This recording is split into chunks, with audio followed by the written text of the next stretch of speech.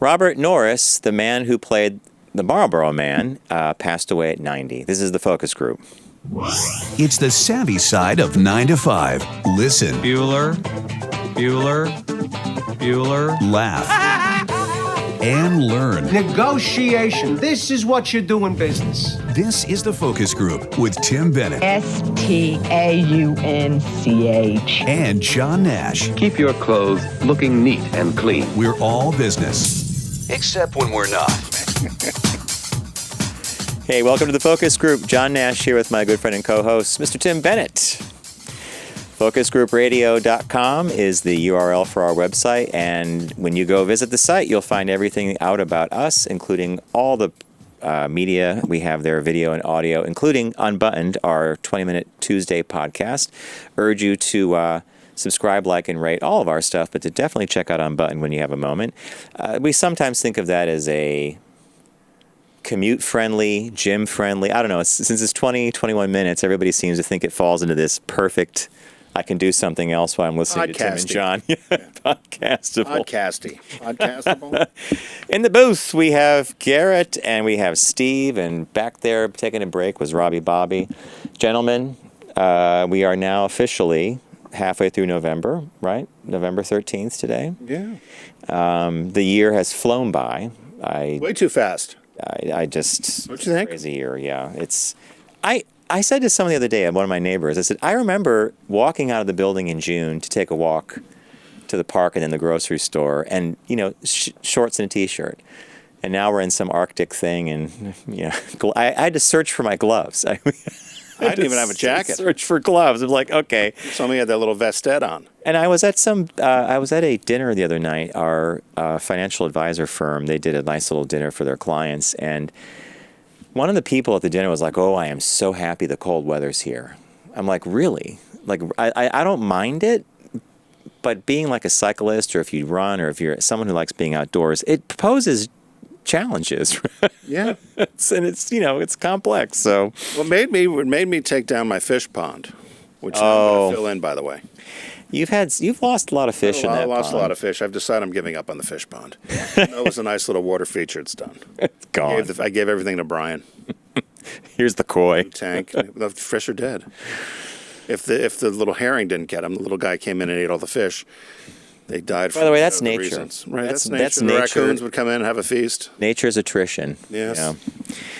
Hey, so if you ever want to reach out to us, feel free to drop us a letter at letters@focusgroupradio.com. And we do get a lot of mail from our listeners, and we appreciate it. And I'd love to respond to every single thing we got, but we're deluged by email. Like, I don't know how many accounts I have. It's the business one, it's the personal one, it's the show one. And a lot of times, too, when people follow along live, we're not following social media right now, so we do appreciate the conversations you're having on Facebook. We just don't have anybody to monitor it. Fired them. You never hired to They were supposed to do it. They were supposed to do it, right. Didn't do that either. Get in here. So I hope you enjoy your conversations on social media while we're on, but we're not responding because we're doing this. Okay. We're not on there. But I said to Tim the other day, let's start sharing some of the notes and letters we get from our listeners, because most often they're a comment about something or thanks for this. Like the week we did the Charles Atlas birthday, a lot of people really liked, because not only was it Charles Atlas, but it was also that unique little factoid about the 98-pound weakling ad campaign, which is like the longest ad campaign, though that little comic strip that used to appear in like comic books and stuff. So a listener of ours named Lawrence sent us the following. He said, Tim and John, he goes, "Hi, I listened occasionally on Sirius, but religiously on DNR Network. Thank you, DNR listeners. We love you guys." So how do you listen? So what you might as well say. So if you do subscribe to DNR, you can get our show there too. You can get the focus group. Yep. And we're trying to figure out how they can get Unbuttoned as well. Oh, okay. So he said, I have a few comments on last week's show. And this goes back to when Tim was profiling. So he said, Sarah Lee from Pleasant Haynes Business Birthday, right? He goes, for years I thought their slogan was, nobody doesn't like Sarah Lee. Nobody doesn't like Sarah. You could see how that would go, right? I recall this so vividly because I used to use it Schoolhouse Rock style to demonstrate a double negative. when I finally saw it in print as the correct slogan, I was shocked. And then I had said something about a movie. So nobody does it like Sarah Lee. Nobody does it like Sarah Lee. Nobody doesn't like Sarah Lee. So that brought me back to my days of working at Marshall's Brand Names for Less. When I was at the front desk, we were doing inventory one year, and people would be calling out numbers from different parts of the store, and I would be writing them down. Like from shoes, we have 20 pairs of clogs. Remember when clogs were big? So there was music playing, and it was the Motels, and the song starts, it's Only the Lonely. Oh, yes, I remember that. So I start singing along, and there's a microphone in front of me that's going through the whole store, and I'm singing, only the lonely get laid. I thought that was what it said, too. That goes out across the store, and then I hear the telltale sign of my manager. She had a gait.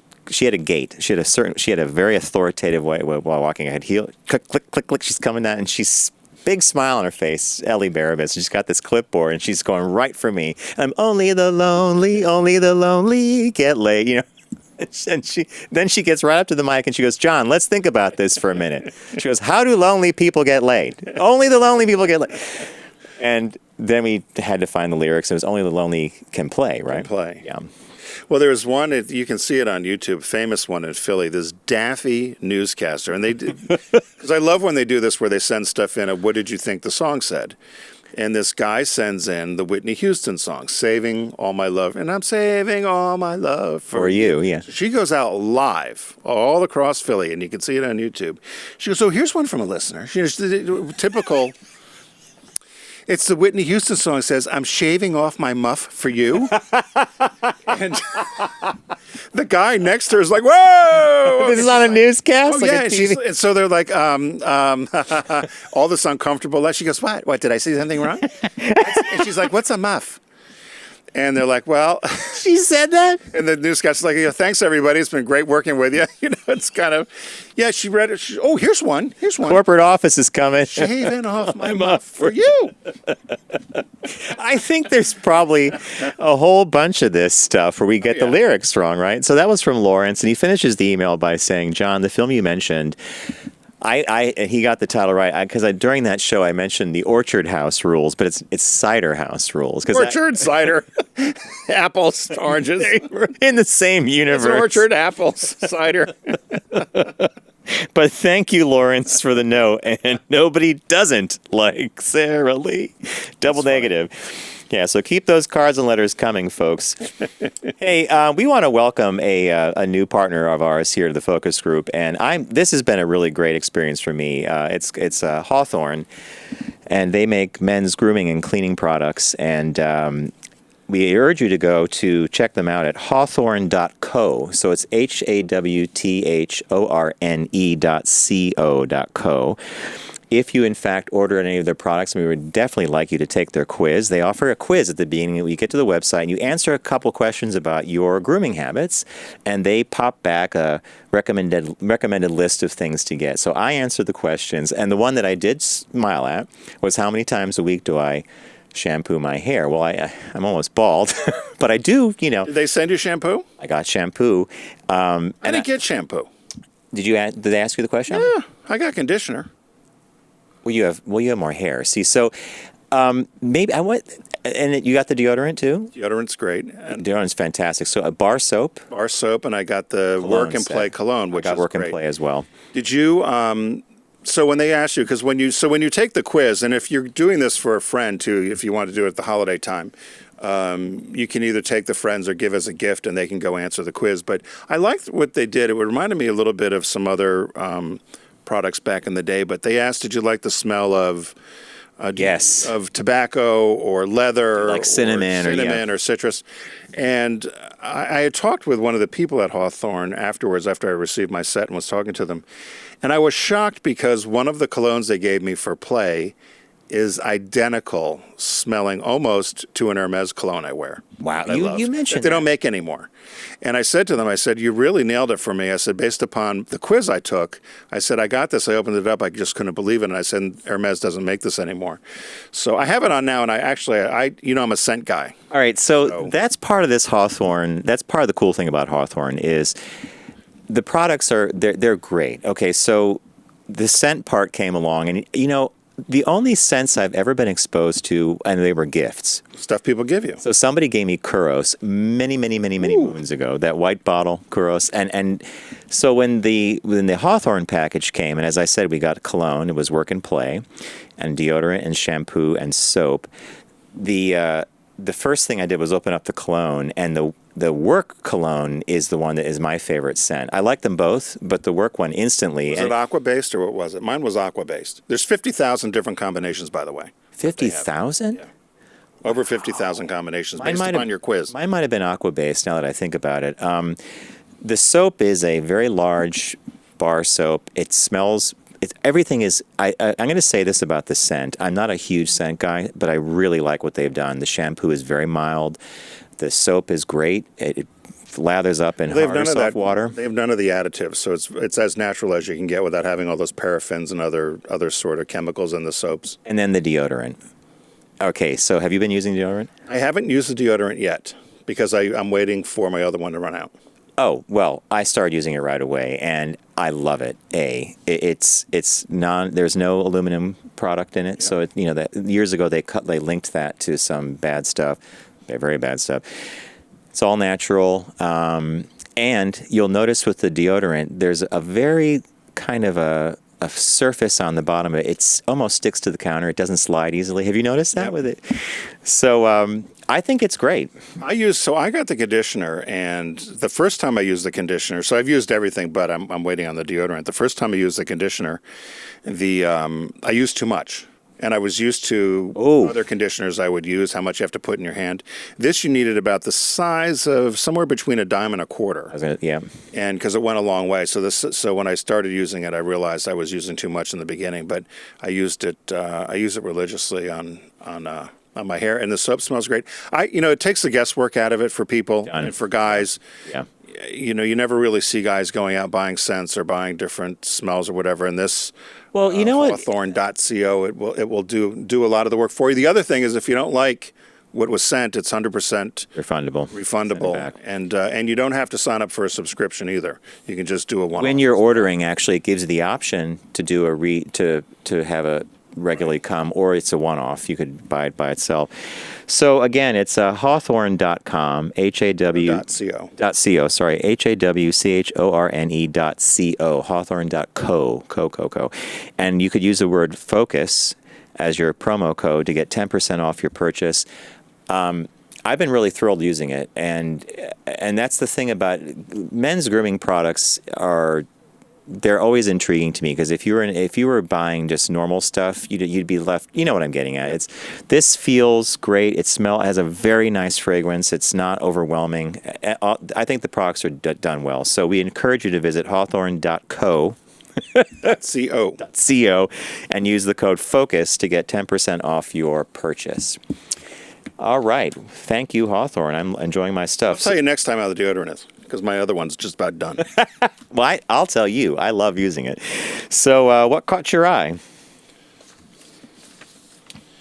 What caught your eye? Here's what Tim and John found.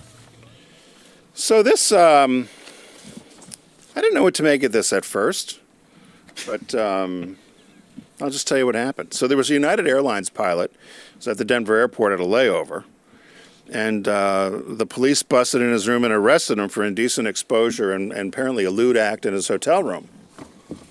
So he was in his hotel room. He was in his hotel room. It says a respected family man, an outstanding veteran aviator, Captain Collins, was the victim of an unjustified and warrantless entry into his hotel room, followed by an arrest and days of miserable incarceration. So if you're watching on our video here, there's a picture of the screen grab where the police came in. That's them handing him his clothes. That's him there. When I put that other piece of candy up there for you as an airline pilot. Garrett's even smiling. Some muscle guy in some kind of weird Borat singlet. I typed in sexy airline pilot, and that's what came up. Isn't that hilarious? That onesie. Did you really type that's what came up. It's a great tie. Isn't it? You probably need a bigger tie, though, wouldn't you, Garrett? Double knot. Double knot. Not a half Windsor, full Windsor. So apparently what happened, he was suspended from his job for 6 months. He was also running for election to serve as president of the pilots union, which he had to had to leave the withdraw his candidacy because of the arrest, and he still had no idea what was going on.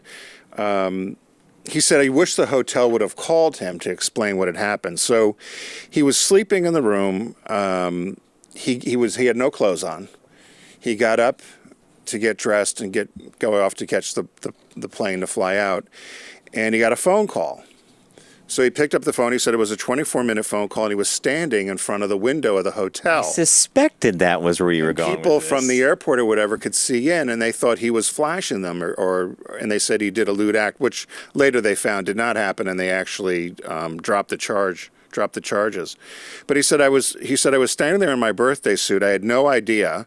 I woke up in this strange hotel room. I opened the curtains. I was getting ready to shower. I got a phone call. It lasted about 24 minutes. I now realize that some unseen people in the terminal were watching me from where they were at the airport. He said, had the hotel called my room, we could have alleviated all this. Instead, they called the police. They bust in his room. They arrest him. They said he never had an arrest in his life. He'd been an outstanding citizen. Went on and on and on. And so his attorney has sued the Westin Hotel, which is part of Marriott, and because they said it affected his life in terms of his career. Well, I was going to ask, how do they backwind this? Did they expunge this whole thing and make it play like he never got arrested? I mean, the effects moving forward are, he wasn't. They said it was a wrongful arrest. They violated his constitutional rights, the right to privacy in his own room. The hotel did settle, and they said numerous members of the Westin were involved in this violation. They said in other hotels, to avoid any of these sort of issues, they usually tint their windows. That's why windows are tinted at hotels, so people can't see in. But he said it was very innocent to him. I guess we've all been in hotel rooms where you've had your clothes off and walking around. I didn't pay attention to clothes and the drapes or whatever. So, do you? Just as an FYI, downtown there's a hotel called the Standard Hotel. Do you guys know about the Standard Hotel? The one that's above the High Line, down by 14th Street? Sounds sort of familiar now that you say that. It's a white building. Half the building faces north, half south. People purposely book rooms at this hotel and have sex with the curtains open. And there are people that stand on the High Line to watch this stuff going on. So, yeah. Well, he got $300,000. Really? So it's what the hotel gave him, $300,000. Well, you remember the story? We had a guest on, Rob Rossiello, talked about B. Arthur. Yep. She got in trouble with the hotel in P-Town. She didn't know. All people were calling and complaining that there was a woman flashing him at the pool. It was B. Arthur couldn't get the blinds closed. Remember? Yes, I remember that. She couldn't get that was a good story. Yeah. But did they erase the record ultimately? It doesn't say that. It says he... They did settle, and they paid him $300,000 for standing nude in his hotel room, and basically minding his business. It doesn't say whether he got everything expunged or whatever. They said all the charges were dropped. So I guess that means everything was cleared, right? Yep. That means there's no record, but it did have an impact. Yeah. Yeah. So what caught your eye? Mine was different. We Halloween was a week or so ago, and by the way, what a riot in our neighborhood. They had a children's costume parade. When the parade began, these kids unrolled a banner, and Bob and I are up at our living room window looking down because they're only a few floors up, and it says "Oob." The banner was upside down. It's supposed to be "Boo," and nobody fixed it. How old were these kids? Oh, they're 5, 6, and then they had their parents. And the parade starts, and everybody's laughing at the sign and everything because it's kids. Nobody cared. Later on, I saw one of my neighbors. I said, I love the child parade this year. She goes, oob. And then she said, my 10-year-old refused to march. He's too old for it now. Instead, he was going to sit at the window and heckle the kids. People threw candy and stuff anyway. Did you throw candy down? No, we didn't give any candy out. Maybe next year. I'm thinking next year I'd like to see you on the streets. Maybe you can MC it. Maybe we could do the show up there. The children's parade. Parade. And by the way, everybody would dress their dogs up too. So a lot of dogs as aliens, or one dog looked like the Starship Enterprise with 2 warp nacelles. Very clever costumes. So I had found this article right after Halloween, and it's called 5 Things to Know About Smarties. I love Smarties? Powder pills. No, the Smarties are those little tarts. Yeah. Powdered pills. And it's the women-led and family-run candy company celebrating 70 years in business. Now, I never knew this. So the maker of the candy wafer roll was founded in August 1949 by Edward D., who had immigrated with his family from London earlier that year. Originally, he launched the company as C-E-D-E Candy, CD Candy. The founder changed the company name to Smarties in 2011. These days, the company has two factories, one in Union, New Jersey, and one in Newmarket, Ontario, which produce over 2 billion Smartie rolls. Where do they make them? That's it, Smarties. No, so where do they make them? Union, New Jersey, and Newmarket, Ontario. Okay, so Canada and Jersey. And Jersey, yeah. So here are some 5 fun facts about Smarties that they did. A trio of cousins leads the company, and they're all women. Smarties is currently led by Dee's granddaughters, sister Liz D. and Jessica D. Sawyer, and their cousin Sarah D. Now, all these women started life differently. One went to Wesleyan University, earned a master's in media and culture. She had college loans. Jessica studied art history at the University of Colorado Boulder, and Sarah holds a degree in management and marketing from Emory University. All Smarties. It's all smart. But I'm pumped. Get that kick going. This makes the D cousins the 3rd generation to run the Smarties business, the first all-women leadership team for the company, and 5th generation of candy makers within their family. Everything revolves around Halloween. October 31st is the Smarties version of Black Friday. It's by far the most important holiday for us. And in fact, the day after Halloween is when retailers begin ordering Smarties for next year. So the 11-month lead time. Say how much money they make?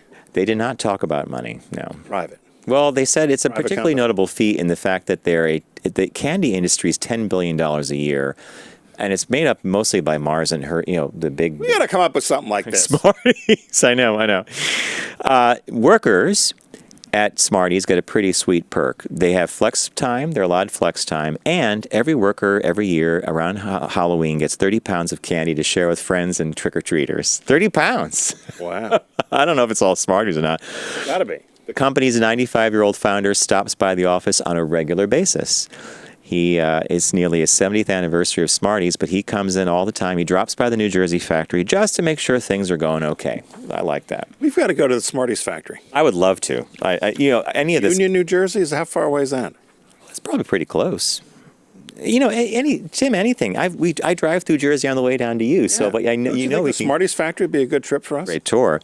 And last but not least, Smarties has an unspoken no spouse rule. Uh-oh. The company's current presidents are all in their 30s and will likely be at the helm for some time to come. As for how the company leadership will change in the future, the Ds are comfortable keeping it tight-knit. So it's all women. I suppose you have an unspoken no spouse rule. So spouses aren't allowed to get involved.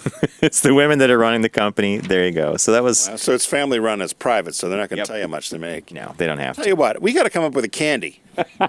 All right, so years ago when we were on Sirius, An app. we had to come up with Facebook or Should an have come app. up with Facebook. You were an early adopter with the computer. I don't know why you didn't do any of these apps or any of these things. People are making money hand over fist. I know. We're still here doing this I show. hear you. I hear you. I'd like you to do something like this. Can you come up with an app for something? Now, please. Go up now. Do you have an idea for an app? No.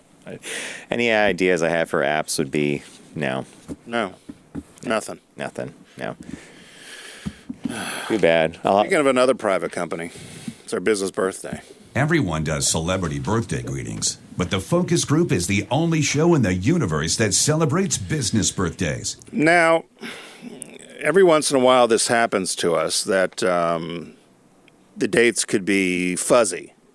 So there was a Wikipedia date, there was a site date, there was a bunch of different dates. So Leon Leonwood Bean, LL Bean, Ah, yes. either born today, November 13th, according to some sources, or was born October 13th, according to some sources, in 1872. So if we're a month late, sorry we missed your birthday, Mr. Bean. But belated happy birthday. If it's today, happy birthday. But I thought it was too good to pass up, even though there was debate about October and November.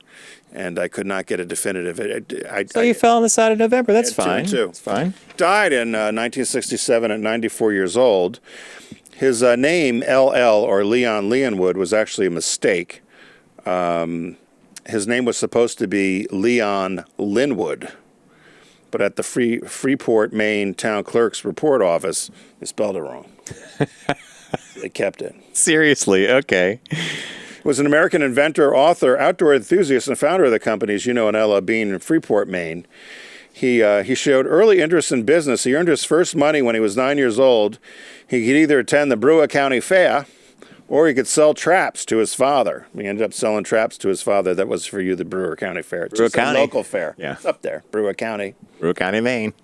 Fun for Sissy and Junior.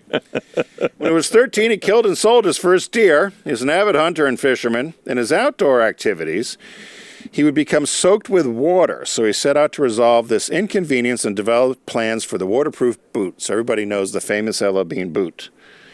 And so what he did is he did a combination of lightweight leather for the upper part and rubber on the bottom. He brought it to a cobbler.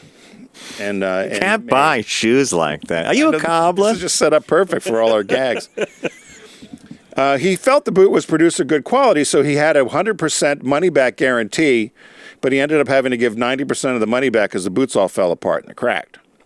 So then he took $400 loan and went down to the United States Rubber Company in 1911 in Boston and asked them to try to put a rubber sole onto this leather upper on the boot and get better quality, which he did, and then he patented the design, and the rest is history. It's a billion-dollar company plus now out of Freeport, Maine. So in 1917, he sold enough boots to finally buy his own shop in Freeport, and then he realized the patenting of his invention. And throughout his life, he patented and invented a number of other outdoor items and equipment.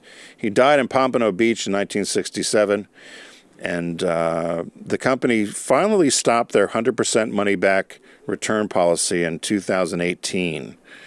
And the reason being is people would go to tag sales and thrift stores and buy up all this Leonwood Bean merchandise and return it for full price.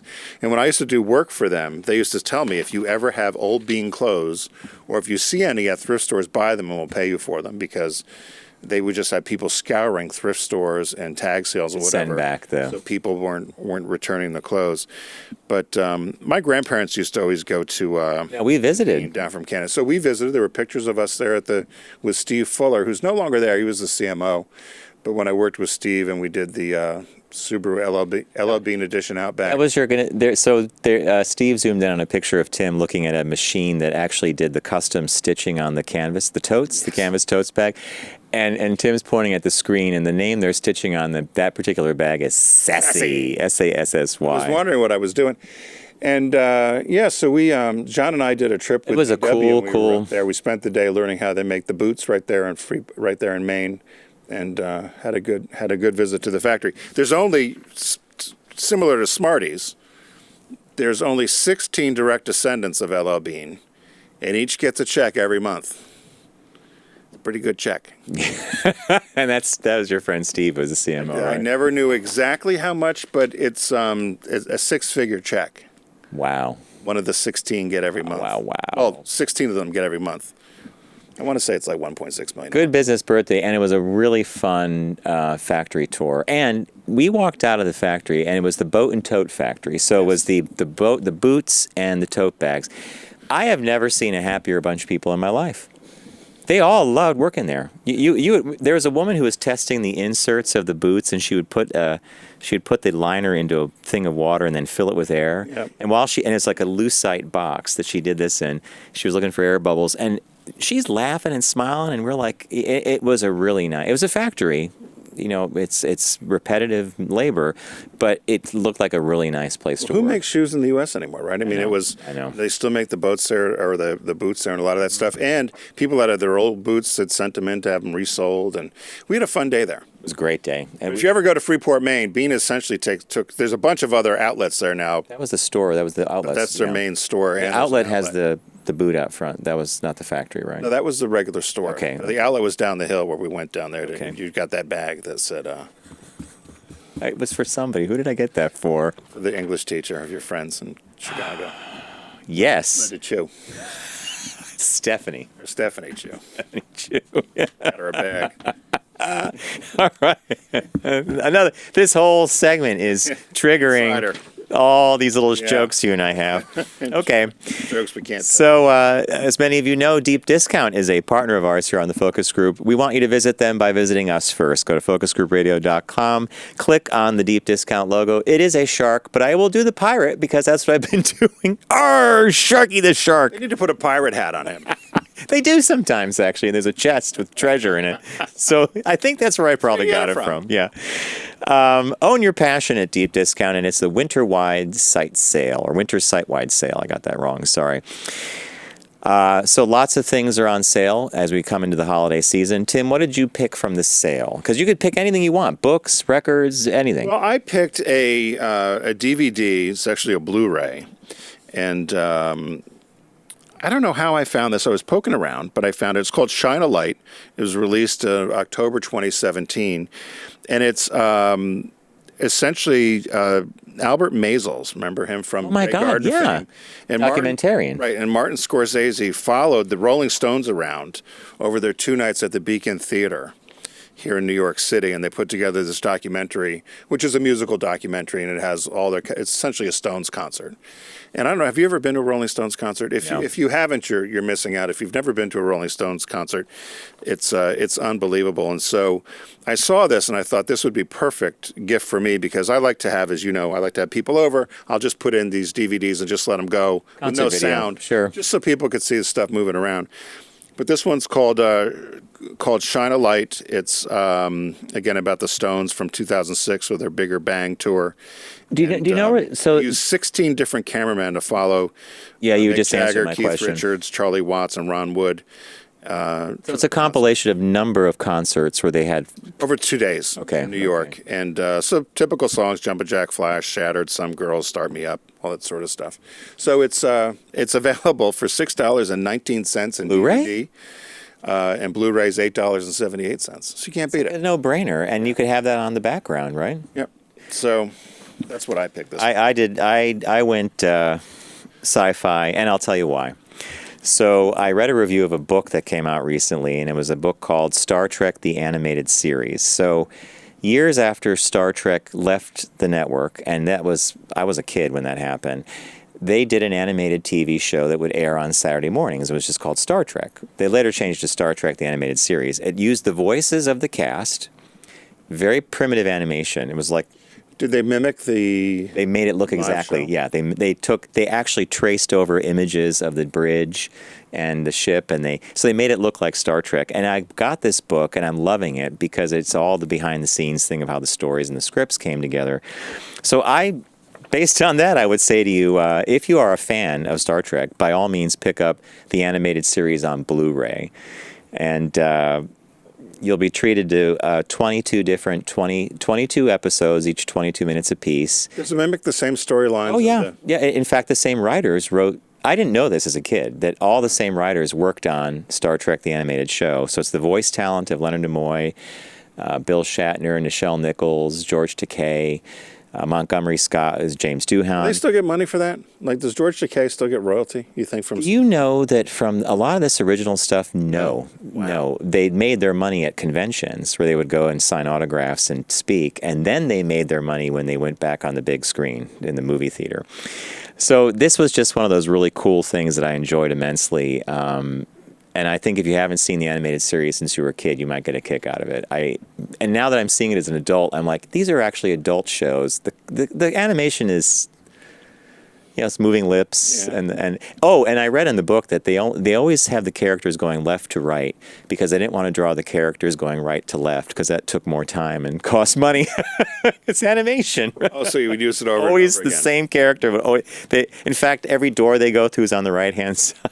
That's like when I knew with the Flintstones, when you would see them running somewhere and they would run by the same stones. The same It's tree. the same background, right? That's when you knew you were getting older. So, and then another little tidbit that I got out of the book on Star Trek: The Animated Series was one of the directors, they thought one of the art directors might have been colorblind because he was always okaying pink and purple. And it turned out, no, he wasn't colorblind, but the director was colorblind, and he was looking at stuff, and he thought it was gray or black or red. He's like, okay, go with it. There are some scenes in this thing where aliens are like, there's these nasty aliens called the Zinti, and they're wearing pink jumpsuits, purple stripes, and you just, now that you know that someone was colorblind and they thought it was gray or black, you're like, okay. So I bet that animator did that on purpose? no. Well, one of them did because the art director wanted color. The other one approved it because he thought it wasn't in color. So, Sounds like something you would have done. so hey, the release this week is a movie called Good Boys on Blu-ray. Now, we had our choice of which to promote this week on the new release, and this comes to us from the creative minds who created Superbad and Sausage Party. So while Tim and I were on the phone earlier in the week, kind of mapping out the show, I said, Tim, we've got a couple of things we could do with this. Let's check out Good Boys. So we Googled Good Boys reviews. Yeah. And up came a bunch of fairly positive reviews, with the exception of, well, they all said the same thing. They would never dare take the actors, the kid actors, to see this movie, because it's actually an R-rated film with kids in it, but it's all about those teenage years. So you thought it might have been a Ferris Bueller for the younger set, although I think we read the reviews. Yeah. It's for the older set. But the young kids are pretty foul in it. Yeah. I guess. But it's supposed to be a fun movie. So, but after reading the reviews, though, you and I are like, we got to see it. Yeah. We did in fact say that. We're like, yeah, I think we should see this movie. Good boys. So head over to focusgroupradio.com. You can own your passion. Get over there and click on the deep discount logo. Start shopping away, particularly now that it's holiday time. And, of course, there's a site-wide sale going on. And I picked this week, for the winter site-wide sale, I picked Shine the Light, which is a Rolling Stone documentary. John picked Star Trek, the animated series on Blu-ray. Surprise, surprise. Right, and the new release is Good Boys on Blu-ray. What do you think, Garrett? Thanks, deep discount. We're going to take a quick break. When we come back, we're going to share some information about the Marlboro Man, as John teased earlier in the show, and then talk about a new trend in supermarkets. So stay with us. You're listening to The Focus Group with Tim and John. Learn more at focusgroupradio.com.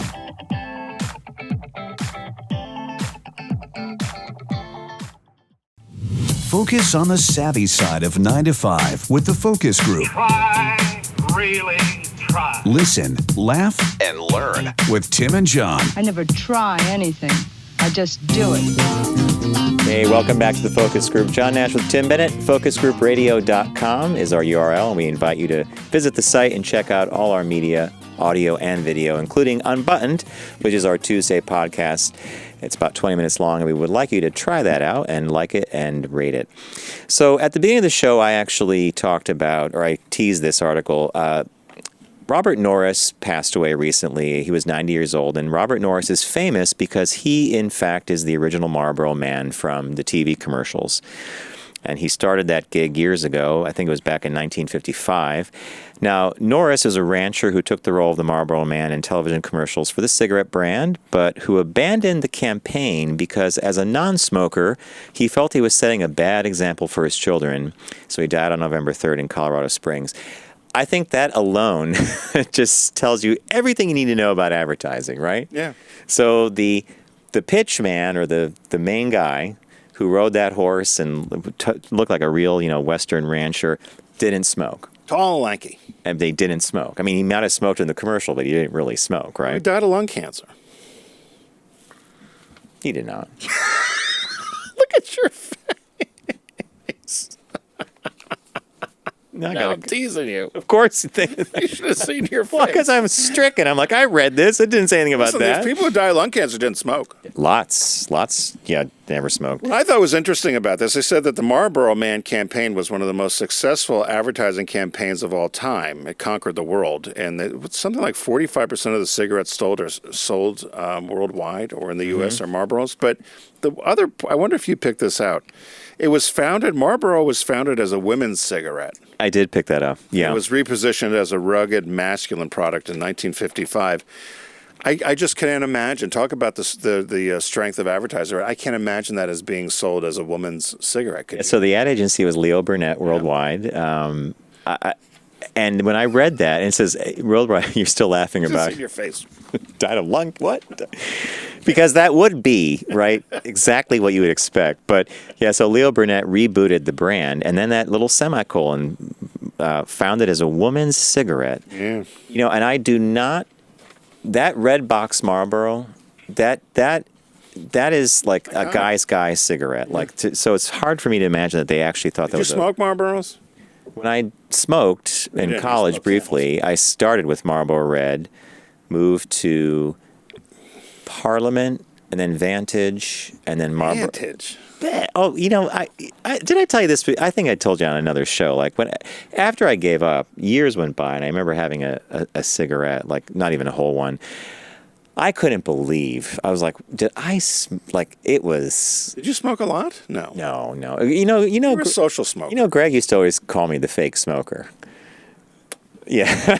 So Greg goes, you're not a real smoker unless you go through. He had a whole thing. You had to have 1.5 packs a day or whatever it was.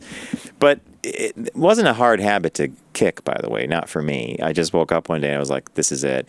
And it was getting expensive. What are cigarettes now? Oh, gosh. Hey guys, what are cigarettes now? Like 8 or 9? $11 a box or Is it that something? much?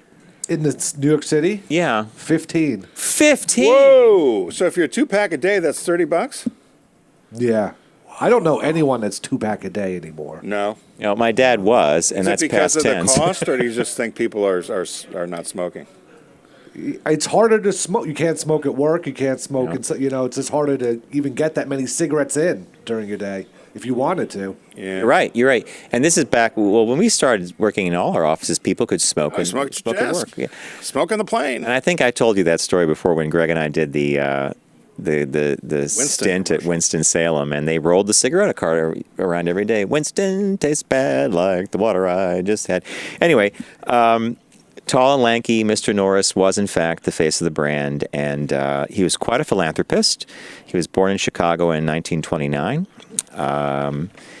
married a woman named Jane Wright, graduated from DePaul University in Indiana, and moved to Fort Collins, Colorado, and then he was a rancher. So pretty cool, though. And so passed away at 90. I think 90 is a good age. 90's not bad. Age. His obit's posted at focusgroupradio.com. It's posted on our Facebook page, Focus Group which Radio. is Focus Group Radio. If you go to Facebook, you'll see his obit there. What was our second? Second story is a quick one, and it's a business story, and both business. That first one was advertising and marketing and personality. This is about supermarkets, and the headline reads, "Why Supermarkets Are Building Dark Stores." America's top supermarkets are facing a new challenge. Grocery aisles and stores aren't suited to meet the growing demand for online orders. Now, I read that, and it took me a while to figure out what they meant by that. So, let's say you shop at Whole Foods lately. There are people running around that store With baskets and carts. They usually wear like whatever the branded shirt is, and they weave in and out, and they're specifically going to pick everything for someone doing an online order. That was my takeaway That's for that, and there's also a third party called Instacart, which does the Yeah. same thing. You'll see them shopping in Fresh Markets or Whole Foods or Trader Joe's or something as a third party to just do that as well. And people are complaining that they're clogging up the aisles. They're getting in the way. People that are regularly shopping. Now, 5% of U.S. shoppers buy their groceries online. Analysts expect that number to rise in the coming years. I really would love to know what they think that number is going to go to, because outside of canned and packaged goods, I prefer to actually see the food I'm buying. I wrote the same thing. If I'm buying chicken breasts, or I'm buying bananas, or Yeah. I'm buying tomatoes, or even if you said you wanted to buy cream cheese or jelly or yogurt, you might say, I'm going to go buy yogurt, but then you see that the store's got a sale on something else. A brand you might not have bought before. Or something new. You don't get that online. I don't, maybe we're old fashioned, but I've noticed this more and more with the stores, that they even have special parking now for consumers to come in, Pick it up. there, they bring it to the car, or these stores are building in back of the stores places for the pickup orders. And it's gotten so big in some places, I think, as the article mentioned. That's what this dark stores is. Right. So what's a dark store? So a dark store is they will build what looks like a grocery store near a suburban or urban hub, and its only purpose is to be basically a pick house or a warehouse for pick packing, whatever they call that. 40,000 square feet, 30,000 square feet. They do employ workers, but the interesting thing that you probably came across in this too is it's a slim margin business. Yeah. You know, it's a volume business. It's not about making it on one sale. So they said that having people pick orders for you, the consumer, pack it and send it, there's a cost to that, right? So if they can get them into this dark store where there's no other business going on except these people running around fulfilling someone's orders, that's what they're doing. So you may actually you may go by what you think is a store, but it's a dark store. They said it's set up like the grocery store. Shelving, the whole bit, yeah. I don't know. You know, I still get mad. I don't like the self-checkout because I think it takes a job away from somebody that could be a grocery checker. And it's annoying. It's annoying. It never works. Put the thing in the bag. Put the thing in the bag. I've walked away sometimes. With leaving all the stuff there, I get so aggravated. I bet they have a lot of people do that, actually. Well, it's aggravating. You can't, unless you're going with one or two items, you can't take something off the thing and put it in the cart. And if you're there with a big shop, you've got to take stuff off and put it in the cart. Remove the last item from the bag. So last time we went grocery shopping, all the lines were crowded, and we didn't have a lot. But Bob was, let's do the self-checkout. And before we got up to our machine, I was watching a guy do it, and he had a full cart. And he didn't put the items on that spin thing with the plastic bags that hang. He put them on a shelf that's part of that whole the scale system. He was flying. He's putting stuff up there. So there's this shelf. Yeah. That's part of the scale. No, I've done that too, but you run out of room. Well, eventually he had stuff up there. He had stuff on the round thing. And then when it was all done, he had to go back and bag it all into his reusable bag. We did the same thing, but we were in and out pretty quickly. I prefer a checkout person. I really do. I don't mean to be like old-fashioned, but hi, how are you? I've had things happen at the checkout where the person goes, did you pick up the coupon that was available in the deli section because this is half off? Oh, no, I didn't know. Oh, don't worry. Beep, I'll scan it for you. The machine's not going to do that, right? Well, I know in some of the stores that employ me, there's some, it's usually older female women that are the checkout people that have been doing it all their life, or they've got some special needs kids that are bagging and doing some of the other work within the store. And I just think it's being supportive of going through a checkout and having it bagged and having somebody. Our upstate store uses people that use the COARC program. It's a special needs program. And they couldn't be happier to be there. Yeah. And they're always very gracious. Job and they love it. It's social. It gets them out. It teaches a skill. And it might not be the greatest skill in the world, packing a bag. But there's other skills in there, too. There's working with your coworker at the register. There's saying hello to the customer. One of the girls has a crush on me. She calls me Chicken Man. Because you buy a lot of chicken? I always buy the damn chicken, that roasted chicken for the dogs a lot of times. Here comes Chicken Man. What store is this? Giant. She calls me the Chicken Man. Chicken Man. I laugh. Hi, how are you today? Okay, chicken.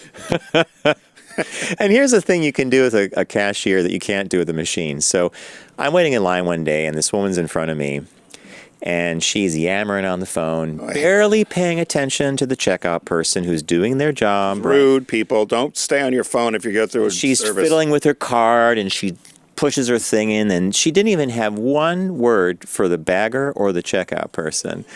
And so I get up to the counter, and she starts ringing through, and I said, have you been outside yet? Have you been on lunch break? Oh, no, how is it? I said, if you go outside and eat your sandwich or something, it's a beautiful day. And I said, by the way, does that go on all the time?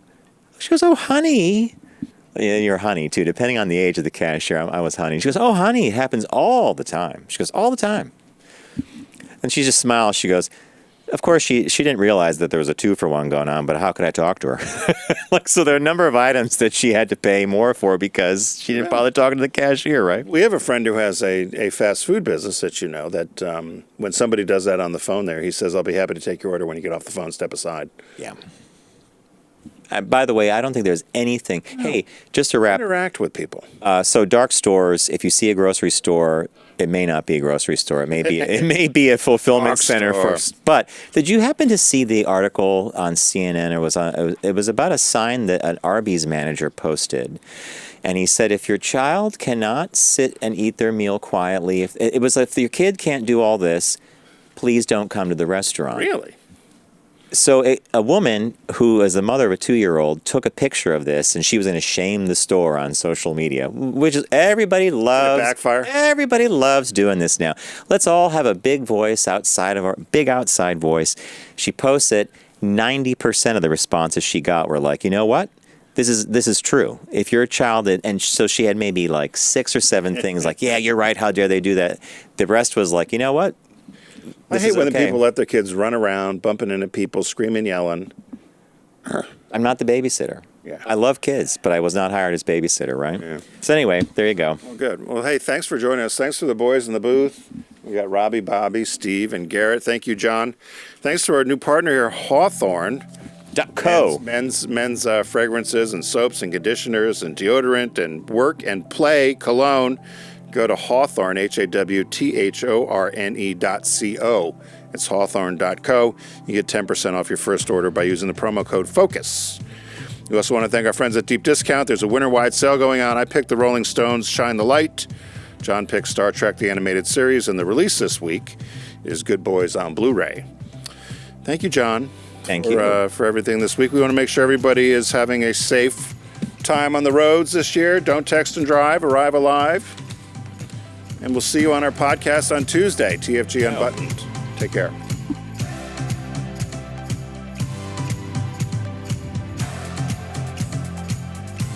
It's The Focus Group with Tim Bennett and John Nash. Accessible on all platforms. Subscribe, like, and rate us on your platform of choice.